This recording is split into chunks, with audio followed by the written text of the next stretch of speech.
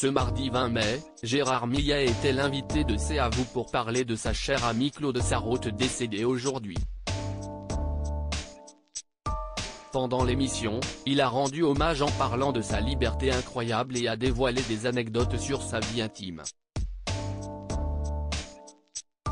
Ce mardi 20 juin, Claude Sarraute est décédé à 95 ans, a annoncé son fils Martin Tzara à l'AFP.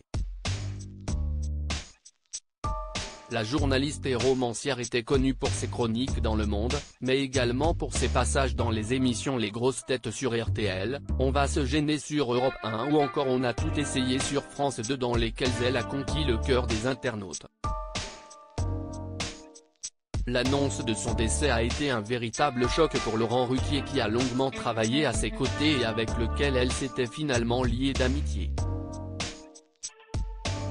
Gérard Millet, souvent aperçu avec la journaliste, a également été affecté par sa disparition et a accepté de revenir sur l'histoire de son amie dans C'est à vous.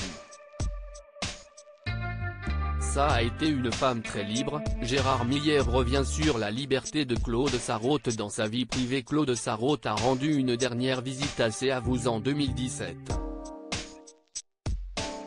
Elle était accompagnée à l'époque par Gérard Millet.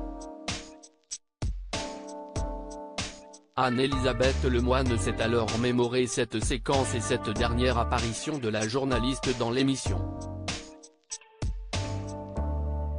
Elle détestait les effets de la vieillesse sur son corps.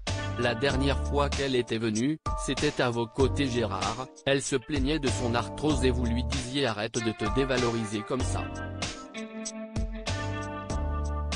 Elle détestait l'effet de l'âge, a affirmé la présentatrice. Ça a été une femme très belle, ça a été une femme très libre, a alors répondu Gérard Millet.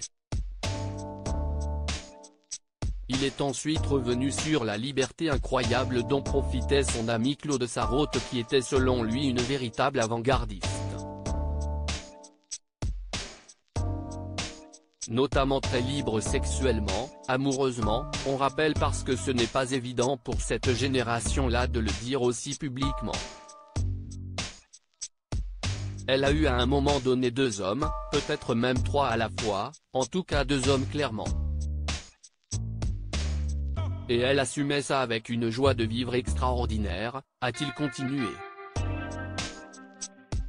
Elle faisait un peu régner le mystère. Claude Sarraute aimait faire planer le suspens à propos de ses histoires d'amour. Émilie Tran Nguyen a ensuite demandé à Gérard Millet si, comme Laurent Ruquier, il pensait qu'elle faisait partie des premières femmes libres.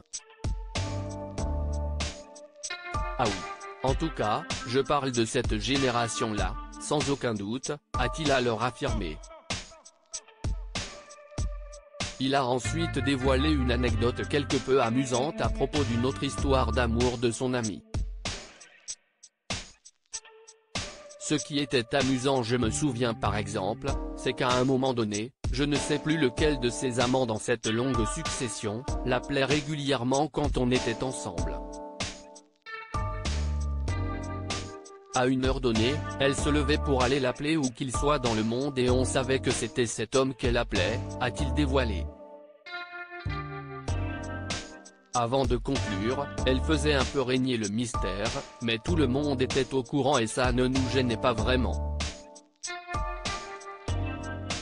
C'est vrai qu'elle avait une liberté extraordinaire.